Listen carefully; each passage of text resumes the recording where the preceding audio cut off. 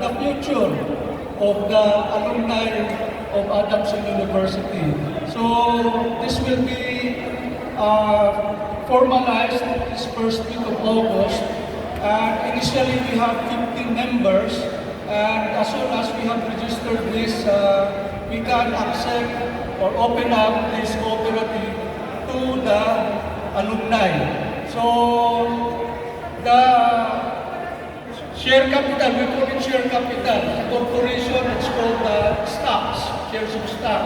So in this cooperative, we will call this Adamson Alumni Marketing Cooperative. So our business will be engaged first in marketing, and each share capital is just worth 1,000. And initially, we're looking at raising 3 million as our startup capital.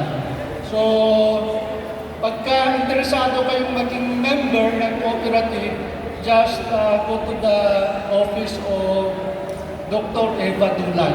Thank you.